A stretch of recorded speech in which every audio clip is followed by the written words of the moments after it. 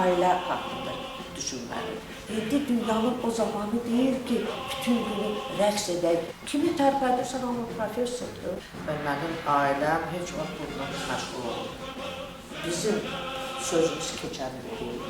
Salam əziz izləyicilər, Bizimkilər proqramında xoş gördük. Qonağımız Azərbaycanın xalq artisti, görkəmli bəstəkar, şöhrət və şərəf ordenli professor Firəngiz xanım Əlizadədir. İnanıram ki, söhbətimiz maraqlı olacaq, bizimlə qalın. Salam Firəngiz xanım, xoş gördük. Xoş gəlmişsiniz. Bilirəm ki, sizin başınız çox qarışıqdır. Bir-birinin dalınca, ardınca tədbirlər. Bu yaxınlarda da səfərdən qayıtmışsınız. Çox böyük uğurla sizin əsərləriniz Almaniyada və İngiltərədə səsləndirilib. Elə gəlin ondan başlayaq. Bu səfər təəssüratlarınızı istərdik bizimlə bölüşəsiniz. Bilirsiniz, pandemiyaya görə biraz bizim səfərlərimiz azaldı. Təkliflər çox idi, amma insan düşünür, gedim, getməyim. Nədirsə onları ertələdik və yaxşıdır ki, biraz ara düzəldi, xəstəliklər biraz azaldı və bu bizə bir fürsət oldu. Çoxdan mənim premyeralarım, yəni ilk ifalarım planlaşdırılmışdı və mən deyəndə ki, gələ bilərəm, onlar çox sevindilər. Öncə mən Almaniyada Magdeburg şəhərində oldum. Orada mənim yeni əsərimin dünya premyerası verildi. Mitteldeutsche Simfonische Orkestrın sifarişi ilə yazılan əsər idi və onlar çox gözəl, yüksək səviyyədə bunu təqdim etdilər bu əsəri və sonra bu əsərdə bir neçə Almaniyanın bir neçə şəhərinə turne olmalı idi. Mən onlarla gedə bilmədim, ona görə ki, 2 gündən sonra mən İngiltərəyə getməli idim və İngiltərədə, Londonda böyük yeni konsert kompleksi tikilib, pool, doğrudan da möhtəşəm bir tikilidir və akustika və deməli, səs düzümü baxımından çox belə müasir bir tikilidir və orada deməli, simfonik orkestrlər konsertlər verirlər və orada mənim Nizami kosmologiyası bu əsərim deməli, dünya premyerası verildi. Çox sevindirici haldır ki, Almaniyada Alman dirijoru mənim əsərimi təqdim etdi. Amma burada Ukraynalı gənc dirijor Kiril Karagiç indi dünyada ən belə cavan dirijorlardan ən çox çıxış edən Amerikada, Almaniyada, Avropada, İngiltərədə bir neçə orkestrin baş dirijorudur hətta. Və o deməli Viyanada oxuyub və cəmi cümlədən 35 yaşı var, amma çox artıq məşhurdur. Və onun dirijorluğu da mənim Nizamiyə həsr etdiyim əsərin premyerası verildi. Bilirsiniz, mənim xoşuma gələn nə idi bu ifadə? Dirijor çox diqqətlə bəstəkarın göstərişlərini nəzərə alırdı. Bu çox gözəl haldır. Və təbii ki, mən orkestr qabağında çıxış etdim gələndə, onlara tanış oldum, Nizami haqqında məlumat verdim, çox maraqlıydı onlar üçün. Onlar hamısı Persian deyirlər, yəni Fars millətinə aid olduğunu belə oxumuşdular, maraqlanmışdılar. Mən onlara danışdım ki, bu insan Gəncədən doğulub, Gəncədə yaşayıb, Gəncədən bir adım o yana etməyib, orada da vəfat edib və onun məzarında mavzəliyi var və biz hər yubileyində ora gedirik, onu yad edirik. Yəni, necə bu? Mən onlara izah etdim ki, bir zamanlar Avropada hamı Latın dilində poeziya və ən belə gəliz tekstlər deməli Latın dilində gedir. O demək deyil ki, bu insan İtalyalı deyil, ya Portuqaliyalı deyil, ya İngiltərəli. Və Shakespeare'in İngilis dili də bugünkü İngilis dilindən heç üstə gəlmir. Yəni, burada çox müqayisələr, amma o Türk idi, Azərbaycanlı idi, Azərbaycanda doğulub, Azərbaycanda fəaliyyət göstərib və onun əsərləri təbii ki, Azərbaycanın təcəssümüdür poeziyada. Çox maraqlı söhbətlər oldu və sonra onlar tamamilə başqa cürə mənim müziğimə yanaşdılar. Əlbəttə çox fərəhli haldır. O da maraqlıdır ki, 1990-cı illərdən sizin yaradıcılığınız Avropa ilə və dünya ilə bağlıdır. Siz demək olar, bütün bu son təqribən 30 il müddətində əsərləriniz Amerikadan tutmuş, Avropanın da əksər ölkələrində səslənib və siz, mən belə hesab edirəm ki, bizim müasir dövrdə Azərbaycanın kənarda tanınan ən məşhur bəstəkarısınız.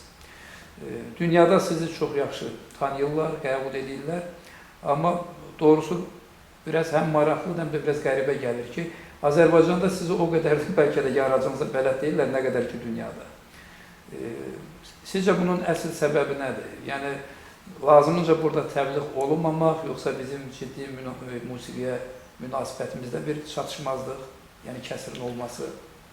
Çox çətin sualdır, bu belə kompleksli sualdır. Bir sözlə buna cavab vermək mümkün deyil. Birinci, təbii ki, mənim özümdə təqsir var. Mən heç vaxt özümü təbliğ etməmişəm və mənim ailəm heç vaxt bundan məşğul olmuyor.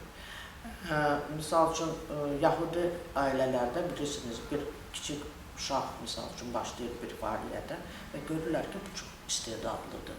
Gəlin biz bütün ailə, bütün bizim yəni tayfamız belə deyək, buna kömək eləyək və sonra bəli, irəli geçsin. Yəni pulla, təbliğatla, hər şeylə yəni qohumları hamısını cəlb edirlər və bu uşağa yəni belə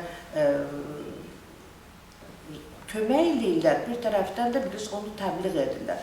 Və sonra o uşaq da oradan da, mən Kissin'in misal üçün də bilirsiniz də məşhur pianocu. O özü öz tərcüməyə halını yazanda bunların hamısını orada çox açıq surətdə yəni bizə bildirir. Bu bizim yəni şeyimiz deyil, o özü yazır ki, mənim bütün qohumlarım yəni mənə bu bunu elədi, bu bunu. Və sonra mən İngiltərəyə gedəndə mən bütün o qohumlarımı ora apardım və onlar İngiltərənin vətəndaşı oldular və onlar həmişə mənimlədilər. Ona görə ki, bunlar təkcə o insanlardır ki, mən onlara etibar edirəm. Bilirəm ki, onlar mənə arxadan zərbə vurmayacaqlar. Biz birlikdə bu yolu keçmişik və bu, deməli, necə deyirlər, bunun nəticəsini əldə etmişik. Bizdə Azərbaycanda bu bəlkə bəzi ailələrdə var, amma mən bunu müşahidə etməmişəm və bizim ailəmiz heç vaxt belə şeylərlə məşğul olmuyor. Bizim atamız həmişə çox gözəl insan idi, çox təmiz insan idi.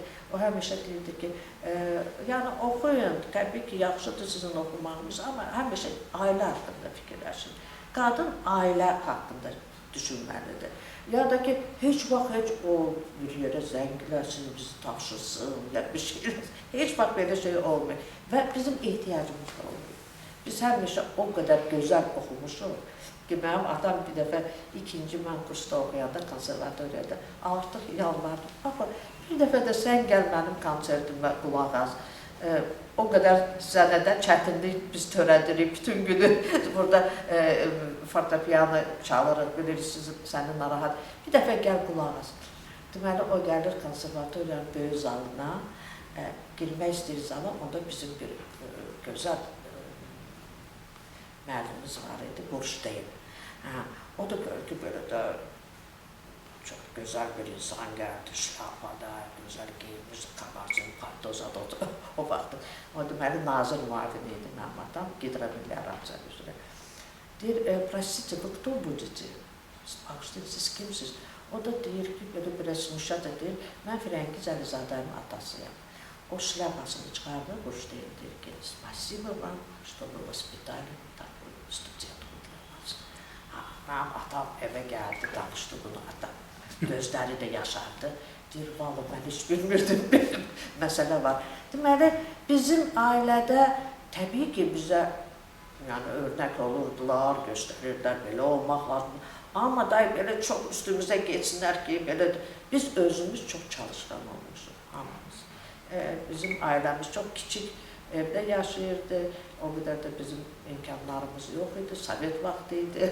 Amma çox çalışqan, çox belə düzənli rejim. Anamız çox sərt idi və həmişə tələb edir ki, hərə öz işini görsün. 4 uşaq çox gözəl idarə edirdi. Ona görə biz uşaqlıqdan rejimə çox sərt davranışa, bizi çox öpsünlərdi, əzizləsinlər, çox belə bizi tərifləsinlər yox idi belə şey, heç yox. Əslində, öz-özlüyündə bu tərbiyə üsulu da yaxşıdır. Amma hesab edirsiniz ki, sizin o, deyirsiniz, özünüzü bəlkə də az tanınmağınız da bu tərbiyədən kökünü, əsasını bu tərbiyədən götürür. Təvəzzökarlıqdan, heç vaxt özünü şeyləmək. İkinci, təbii ki, siz düz deyirsiniz, bəlkə ciddi musiqiyə, yəni yetərincə diqqət yoxdur. Və bizim kollektivlərimizin, yəni klassik musiqi ifaçılığın bəlkə səviyyəsi yetərincə demək olur ki, mən yazdığım musiqi müasir musiqidir. Onun bəlkə hələ müəyyən bir zaman keçməlidir ki, bu metodlar, yeni üsullar, bu orkestrlərin ifaçılarının deməli, necə deyirlər, bacarığında mövcud olsun bən. Hələ ki, o yoxdur. Ona görə çox çalışmaq. Siz götürün Niyazini, misal üçün. Mən hesab edirəm ki, o dahi dirijor idi.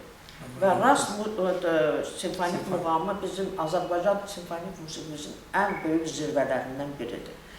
Azərbaycan kapriçosunu götürək, Fikrət Əmirov, ya da ki, Qara Qarayevin 7 gözəl baleti. Bunlar zirvələrdir. Amma o zirvəni necə çatdırdı Niyazi? Hətta balet hələ yazılmamışdı 7 gözəl baleti. Niyazi o 2 süitanı artıq onlarca dəfə ifa etmişdir və təqdim etmişdir ən gözəl şəkildə. Və orkestr ifaçıları. Baxın, siz o ifalara fikir verin, onlar Niyaziyə necə bax, onların gözlərinin ifadəsi çox önəmlidir. Sənin kollektivində oturan insanlar sənə hörmət edirmi? Sənin sözünə əməl edirmi? Bəstəkarın dediklərinə fikir verirmi? Yoxsa belə də olar, belə. Və təbii ki, televiziya kanalı. Burada çox böyük boşluq var. Boşluq nədən ibarətdir? O toyxananı biraz yığışdırmaq lazım. Bizim ən gözəl ziyalılarımız çıxır, biraz ciddi olun. Bəsdir. İndi dünyanın o zamanı deyir ki, bütün günü rəqs edək o meyxananı ya da ki, o mahnıları oxuyaq. Dünyanın başqa zamanıdır, olmalıdır. Yəni, axşam misal üçün 1-2 saat elə əyləncə olaraq olmalıdır. Biz onu inkar etmirik. Amma o demək deyil ki, səhər televiziya başlayır və yemək yeyirsən səhər yeməyə də artıq toyxana başlayır. Ayıb olar, hələ siz insanları, bu insan işə gedir. Daha da konsentrasiya olmalıdır, ona sən məlumat versən, onu yönləndir. Yox, artıq əyləncə başlayır. Olmaz. Yəni, hər şeyin öz vaxtı olmalıdır. Və klassik musiqisinin müasir örnəklərini ən gözəl şəkildə bizim musiqi şünaslarımız təqdim etməlidir. Bilirsiniz, detektiv kimi mən hərdən birdən Almaniya televiziyasında doğrudan da elə gözəl təqdimatlar eşidirdim ki, müasir musiqi ifa olunacaq, ondan öncə çıxır musiqi şünas və onu belə şəkildə təqdim edir ki, artıq sən gözləyirsən, bu necə əsərdir ki, bunu belə təqdim etdilər, mən onları burada eşidəcəm yoxsa yox. Bunlar olmalı, musiqi şünaslığımız çox geri qalır. Kimi tərpədirsən, amma professordur, dissertasiyadır, çıxıb 2 söz bir-birinə calaya bilir. Lakin mən, demək istəmirəm, hamısı belədir. Yəni, bizə dərs deyən musiqi şünaslar çox gözəldir. Yəni, o Sovet, belə deyək, musiqi sistemi. Amma indi hamısı professordur, heç qədər söz demək olmur. Amma deyirsən ki, götür bu məsələni açıqlar. İşdə bilmirsən. Belə götürək bizim muğamımızı. Muğam haqqında siz İngilis dilində, ya fransız dilində, ya Alman dilində bir kitab oxumusunuzmu? Azərbaycandan bir müəllif olsun. Varsa da yəqin ki, çevirmədi. Aysun, varsa da çox adda budda, yəni ki, çox nadir. Və hansı səviyyədə onu dünyaya sən təqdim edə bilirmisən? Sən bütün dünyanın muğam haqqında və belə deyək, hətta muğam deməyək, deyək, profesional musiqi, yəni improvizasiya üstündə belə, raqa olsun, muqam olsun, təqdim olsun, bunlar haqqında hamısı bu bilikləri cəmləşdirib və muğam haqqında ingilis dilində kitab yazıb. O da deyirlər, bəli, muğam Azərbaycana məxsusdur. Necə ki, Nizami. Bizdə çıxış edir, misal üçün bizim musiqi şünasımız, Nəsimi ya Nizami. Deyirəm, kimin bu çevirməsidir? Translation-da, yəni tərcümə də demək olmasına görə ki, Nizamini tərcümə etmək mümkün deyil. Mümkün deyil. Sən öz interpretasiyanı verməlisən. Orada o qədər lay-lay var ki, yəni Nizami təkcə şair olmayıb ki, teolog olur, yəni Quranın bilicisi olur. Bu, deməli, səmaya çox böyük, onun diqqəti var. Bu ulduzların və bir də İskəndərnamədə elə bir ən gözəl səhnə də kosmologiya ilə bağlıdır. Mən nə üçün öz əsərimdə kosmologiya? Ona görə ki, o belə bir yəni teoriya irəli sürür ki, dünyada hər şey bir-birinə bağlıdır. Hər şey. Ulduzların yəni hərəkəti, onların işıllaması, onların deməli bir-birləri ilə toxunması, insanlarla, böyük müharibələrlə və bütün hadisələrlə bağlıdır. Və İskəndərnamədə Aleksandr Makedonski onun deməli həyatı və ölümü ilə bunların hamısını bağlayır. Ya da ki, Leyli və Məcnunu götürək. Çox müxtəlifdir. Baxın, Nizami ilə Füzulinin o çox qədim əfsanənin interpretasiyası. Nizami daha çox mistik baxır buna. Füzuli dərviş kimi biraz yanaşır. Çox müxtəlifdir. Və Nizami mənim ən sevdiyim səhnə orada Məcnunun səhrada ulduzlarla danışması. Səhrada təhdalında o necə müraciət edir. Yəni orada Leylini görür, bütün öz əhvalatları, necə hərəkət edir və onlarla bağlı. Bu səhnələr nə deyir? Deyir ki, Nizami təkcə yerlə, insanlarla, onların tanı ilə maraqlanır. O, bütün kainat, yəni birliyi haqqında çox gözəl düşüncələr olur. Mənə deyəndə ki, siz Dərviş Carnegie Hall'da bizim konsertimiz oldu, Yoyomayda, dünyanın ən tanınmış yolacılık ifaçısıdır və çox böyük arzudur. Onlar mütləq bəstəkarla görüşməlidirlər konsertdən öncə. Yəni, onun əsəri haqqında ondan bilgilər almalıdır təsərrüfatlar. Və orada bir yerdən birdən, yəni söhbətlər deyir və axırda deyir ki, yaxşı, siz Dərviş əsərini yazmışsınız, nəsil? Siz onu bizə izah edə bilərsiniz o teksti. Elə bildi ki, mən əzbərdən bizim muğam ifaçılarımız gələrək qoyur. Mən elə biləm nota qoyur. Akasda orada tekstlər yadlarında qoyurlar, orada baxıb şey edirlər. Təbii ki, mənim qabağımda heç bir şey yox idi. Dedim, təbii, necə mən ona musiqi yazmışam. Təbii, mən bunu əzbərdən bilirəm. Onda biz qulaq asardık mən. Mən ki dərvişəm, fəqirəm, patişahı aləməm, ruhi bir rəngəm, əgər ki rəngə girdim adəməm. Şok oldular və bir tabjik durub görünədi. Biz sizə çox minnətdarıq ki, siz fars dilində bizim şeirlərimizi bizə təqdim. Buna nə üçün fars dilində? Bu Azərbaycan dilidir. Nəsini Azərbaycan dilində yazıb, amma təbii ki, fars və ərəb dilindən istifadə olunur. Ne üçün? Ona görə ki, poeziya o vaxtlar fars dilində olub, deməli, elmlər ərəb dilində olub və Osmanlı imperiyası bilirsiniz, türklər türk dilində danışıblar. İndiki Bakı Musiqi Akademiyası, o vaxt konservatoriya adlanırdı. Orada 2 ixtisas üzrə bitirmiş konservatoriyanı. Həm fortepiano sinifini, həm də bəstəkarlığı. Sizdə Qızılcad var mı? Bəli, ikisini də bildiyimə görə fərqlənmə diplomu ilə özdə bəstəkarlıqda Qara müəllimin tələbəsi olmusunuz. Ümumiyyətlə sizin həyatınızda Qara müəllimlə bağlı şeylər çoxdur. O mənada ki, sonra onun asistenti kimi çalışmışsınız Qara müəllimin sinifində və bizim bu Azərbaycan Bəstəkarlar İttifaqının 2 ildən sonra artıq inşallah 90 yaşı olacaq. Bu 88 illik tarixinin böyük bir mərhələsi Qara müəllimin adı ilə bağlıdır. 35 il. Bəli. Yəni sayca 3-cü sədr Qara müəllim olub. Sonra Tofiq Quliyev, indi sayca 5-ci sədr, 15 ildən bəridir sizsiz. Yəni neçənci, 7-ci, 8-ci, 9-cu Bəstəkarlar İttifaqının qrup aylarında 8-dən var. 8, 9, 10. Elə mi? Yəni, siz rəhbərlik edirsiniz. 15 ildir artıq. Və bayaqlar o müəyyən belə deyək, o çatışmazlıqlara toxundunuz ki, bugün bu işlər aksiyir, musiqimizin təbliği istiqamətində hər halda ciddi musiqiyə münasibətdən gedir söhbət. Bu məsələdə Bəstəkarlar İttifaqının sizcə rolu nə qədərdir?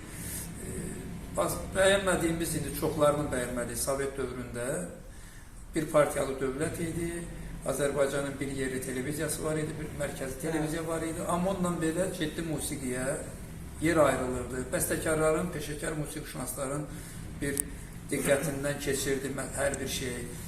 Ondan sonra bir nə qədər xoşa gəlməyən tərəfi də olsa, yaxşı tərəfi də var idi. O senzuranın bir bəlli hədd var idi ki, o çərçivədən aşmaq lazım idi. Yəni o tələblərə cavab verməyən əsər... Peşəkarlıq deyil.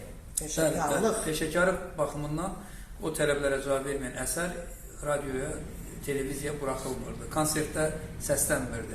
Amma bugün elə bir bu məsələdə elə bir hər şey sanki nizamsızdır deyək, başı pozuqdur, idarə olunmaz bir vəziyyətdir.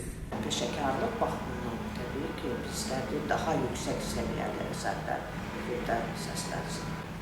2007-ci il bura gələn kimi birinci nə dedim, bədii şuralar bərpa olunacaq. Mütləq televiziya kanallarında. Bəziləri bərpa edir, bəziləri bugün də orada bədii şura yox. Mən şəxsən ASTV-də bədii şuraları biz gənc bəstəkarlar olaraq bizi ora dəvət edirlər. Biz arxada deyalım, qulaq asın. Bu iclaslar necə keçirir? Bizim praktika kimi də belə təcrübə edir. Və mən bir dəfə çox belə maraqlı hadisənin şahidi oldum. Tofiq Quliyevin mahnısını Seyid Rüstəmov qəbul etmədi bədii şurada olaraq. Dedi ki, sən hecaları musiqidə düz göstərməlisən. Get bunu işlə. Bunlar düşman oldular, bir-birlərini öldürdülər. Nə edilər? Heç nə eləmədi. Tofiq Quliyev getdi, onu düzəltdi və bugün də o mahnı dillər əzbəridir. Pis mi oldu? Biz bundan danışırıq. Biz belə bədii şuradan, biz yəni döyməkdən, onu belə təhqir etməkdən danışmırıq. Biz danışırıq ki, orada peşəkar səviyyəsində söhbətlər getməlidir. Və o bədii şurada bəziləri, hətta belə də olur, görün, hər yerdə bir, yəni belə zəif bir nöqtə tapırlar. Bədii şura bərpa olunur, amma orada o bərbad mahnıları yazan müəlliflər oturur. Qabaq ittifaqların nüfuzu var idi. Yəni qara-qara bir sözü deyirdi, onun sözünə çıxarar. Bizim sözümüzə kim qulaq asır? Heç kim. Nə maraqlanırlar, nə soruşurlar, absolut. Deməli, yaradıcı ittifaqların, birliklərin heç bir nüfuzu qalmıyor. Bizim sözümüz keçərli deyil. İstəyirsiniz, göstərin, istəyirsiniz, göstərməyin bunu, istəyirsiniz, buranı kəsin. Amma, misal üçün, Qara-Qarayevlə Gövdət Hacıyev vaxtı ilə Moskvaya getdilər, Ştakoviçin tələbələri oldular. Və onlara Vətən operası bizim, onda deyirlər, CK tərəfindən sifariş olmuşdur. Siz orada oturub Moskvada bu operanı yazmalısınız, Vətən operası. Müharibənin axırında qəribə münasibəti. Və bizim çamadanlarla onlara pul aparırdılar, rubl aparırdılar. Və buradan adam çağırırlar, onu Sərdar Faracov oldu. Deyir, mən bu materialları Üzeyir Hacıbəyli muzeyində tapmışam. Böyle söz deyil. Sərdar Faracov bizim iclasımızda mən düşdüm, mən şoka düşdüm. Bundan başqa, onu da mən bilirəm, ona görə ki, Cövdət Hacıbın oğlu danışıb. Deyir ki, Vayen komissariatından adam göndərirlər Moskvaya ki, sizin vəziyyətiniz necədir? Harada yaşayırsınız? Yemək yiyirsinizmi? Aparıb onları dizdirirlər. Bax, sizin gözəl şəraitiniz olmayacaq, siz bu operanı yazmalısınız. Onlar bu operanı yazırlar. Və ikisi də o nəhəng eserini Stalin mükafatı.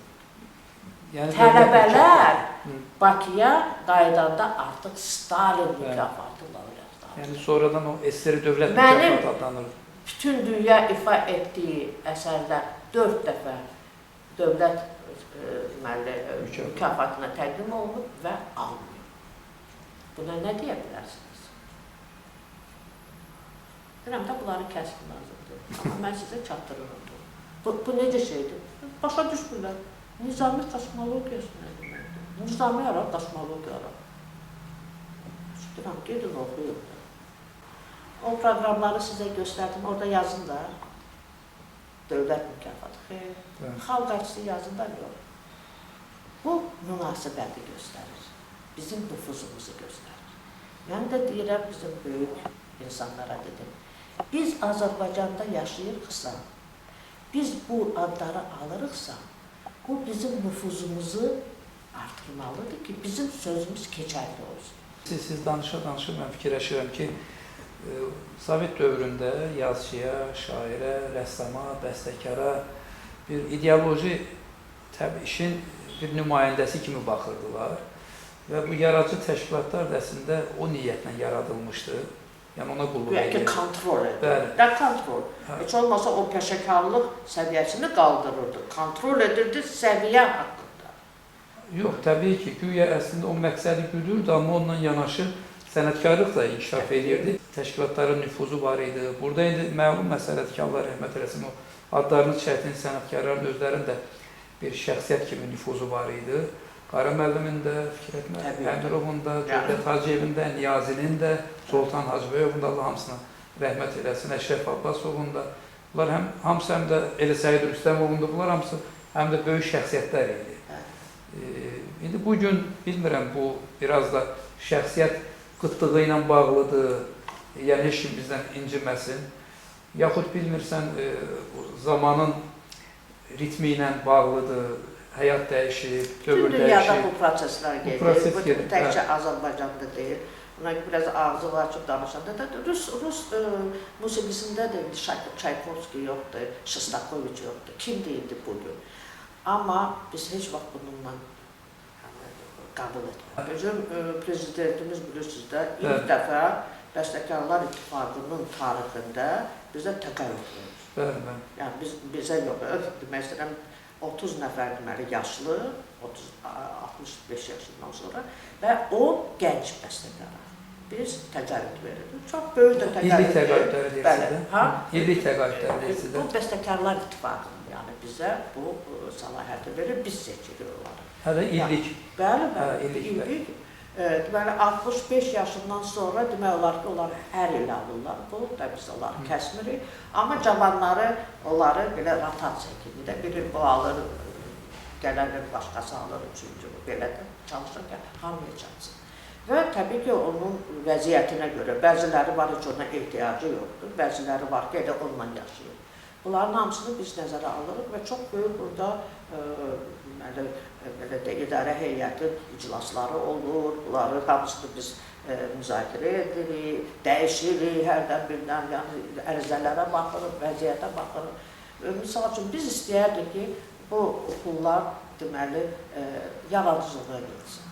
Yəni, biz sabes deyilik ki, ana demişkən gəlsin, o pulu şeyləsini geçirir, paçetkadan əvvəl ev alsın. Biz bunu istəyirik. Biz deyirik ki, otursun, rahat şəkildə evdə yeni əsər yaratsın. Ya da ki, geçsin kitabını çap etsin. Biz buna istəyirik bunları.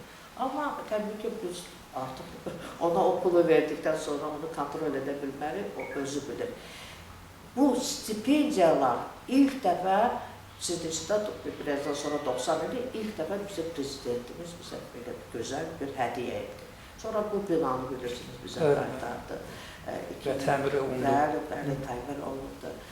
Amma Üzeyir Hacıbəyli mənim üçün bir dahi belə şəxsiyyətdir və mən bir neçə əsər ona həsr etmişəm və həmişə bilirsiniz də Heydər Əliyev Fondunun çox gözəl layihəsi var idi, Üzeyir Dünyası və mən çox fəxr edirəm ki, bu layihənin həm koordinatoru, həm baş redaktoru mən olmuşam və bəzi onun partituranı ilk dəfə Azərbaycan dilində yeni əlifba ilə hamıya təqdim etmişəm. Hətta Əsli və Kərəm operasını ilk dəfə bir toplu şəkildə nəşrdən çıxarmışam. Burada mən çox böyük işlər görmüşəm və təkcə mən yox, bütün bizim bəstəkarlar ittifaqının qələsçi. Çox gözəl. İnşallah bir aydan sonra sizin yubileyinizdir. Yaşınızı demirik. Bir xanımın yaşını xatırlatmazlar. Bilirəm, yubiley əhval-ruhiyyəsindəsiz, artıq sizi tez-tez bu münasibətlə... Həmişə nikbin olmaq. Bu münasibətlə də bilirəm, tez-tez yaxşı mənada narahat edirlər, diqqət ayırırlar, çəkilişlər, müsahibələr müntəzəm şəkildə olur. Bundan sonra, yubileydən sonraki həyatınızı, fəaliyyətinizi necə görürsünüz? Söhbətimizin sonunda... Belə deyək... Hətta bir hesabatdır da. Hesabat da amma elə bu qədər bizim konsertlərimiz həmişə olub, həmişə məşğuluq, həmişə iş başındayıq. Azərbaycan bəstəkarları həmişə mən bunu təkrar edirəm, heç vaxt qədəmlərini yerə qoymayıblar. Bizim faciəvi günlərdə də, zəfər günlərində də həmişə ən gözəl əsərlərini yaradıblar. Bizim gənclərimiz çox istedadlıdır. Mən istəyərdim ki, bizim musiqişünaslarımız onları daha yaxşı təbliğat etsin və onları Azərbaycan xalqına çatdırsın ki, hansı bizim yeni, belə deyək, istedadlı, çox belə perspektivli gənc bəstəkarlarımız var. Bunlar hamısı bəstəkarlar ittifaqında müzakirə olunur, işləyirik bunun üzərində. Nəsə, yəni daha gözəl alınır, nəsə hələ də alınmır, amma biz həmişə prosesdəyik, çalışırıq. Ümid edək ki, inşallah nəticəsi də yaxşı olar, bu dedikləriniz hamısı həyata keçər. Təşəkkür edirəm, var olun, sizə bundan sonra da belə gözəl qalmağı və çalışmağı, yaşayıb yaratmağı arzuluyorum. Təşəkkür edirəm, sağ olun. Əziz izləyicilər, belə ilə daha bir söhbətimiz sona yetdi. Ümid varıq ki, bəyəndiniz. Verilişlərimizə baxmağı, bəyənməyi, fikir və təkliflərinizi yazmağı unutmayın. Sağ olun, Allah'a əmanət olun.